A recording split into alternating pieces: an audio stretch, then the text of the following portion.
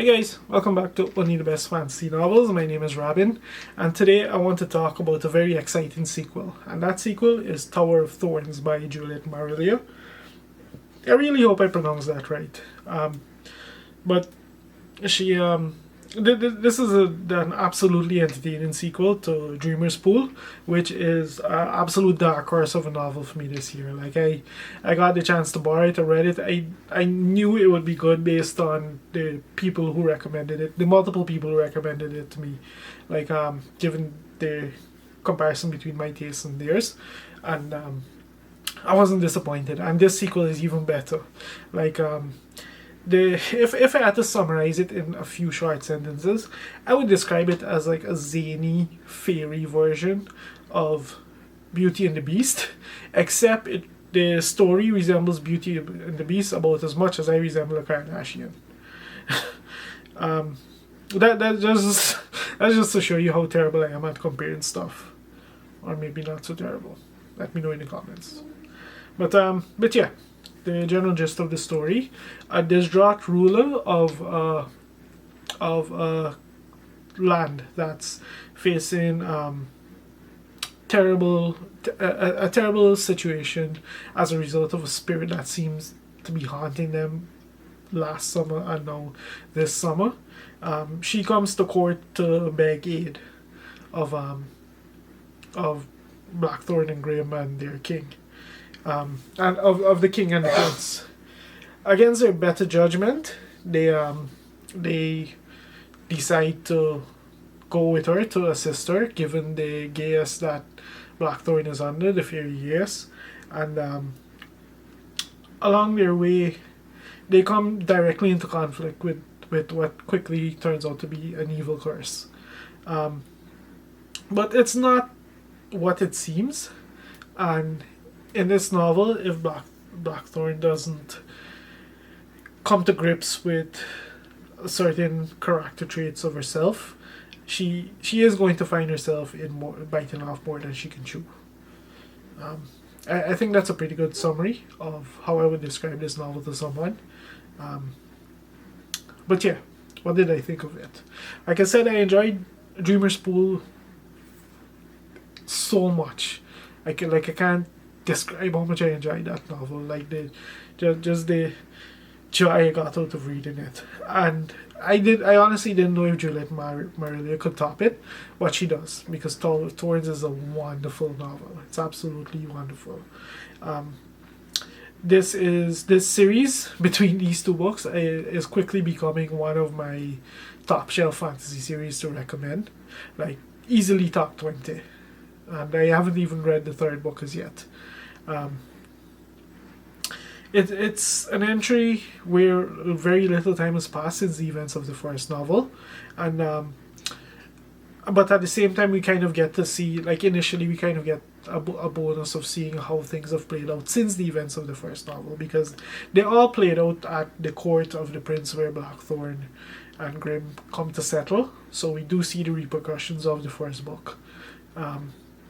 And it was nice. It was nice to see. Like oftentimes with these fantasy books that are relatively standalone, as much as they occur within a series, we don't necessarily get to see the repercussions of or the consequences of adventures. So that was a nice touch to start the book with, and then we get, as things progress, we kind of get some character development in that Blackthorn.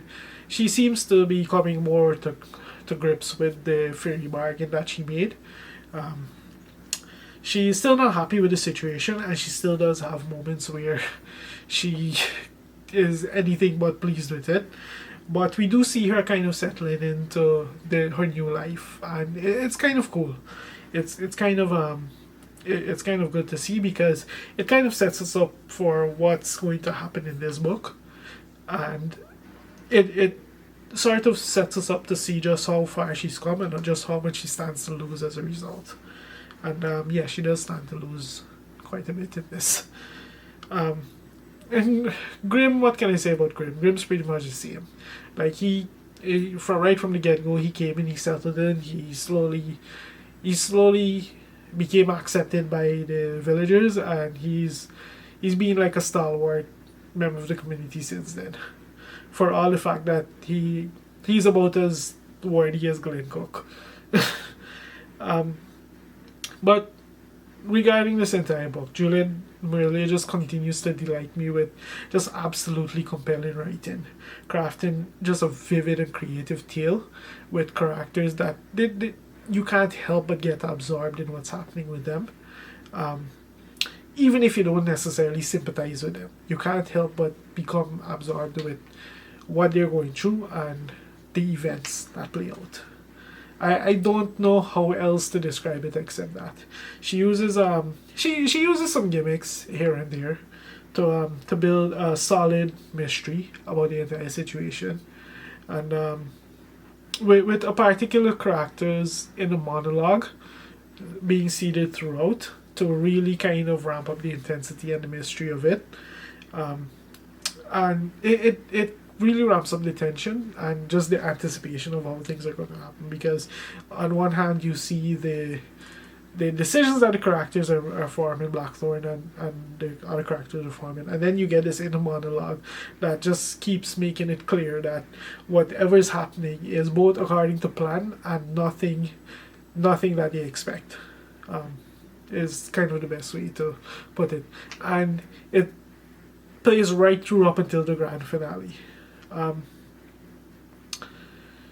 One of my favorite aspects of Dreamer's Pool was just the magical, the fairy element of it.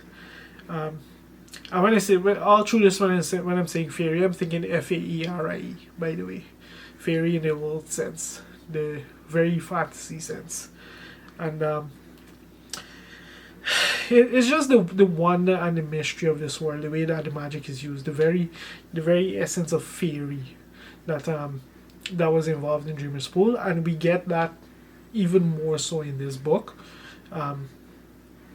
It's just so elegantly done. Like I can't describe how lovely, how great it is to read this stuff. The way it's used in this book. It just gives you like a rich sense of wonder, and at the same time a sense of complete, very much otherness.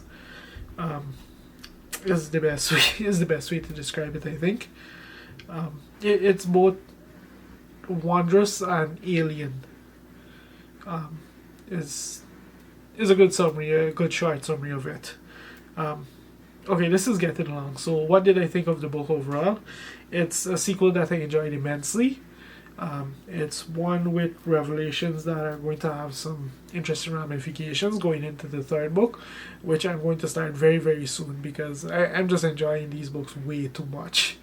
And given the choices that we know Blackthorn will face now in the sequel, I'm very excited to see how that plays out, if expectations can be defied, and at this point we also have a very solid sense of Blackthorn, of her MO, so it'll be interesting to see how she approaches that entire situation, if she'll react the way we've come to see her and expect her to react, or if she'll prove that she's grown to the point where she'll shock us.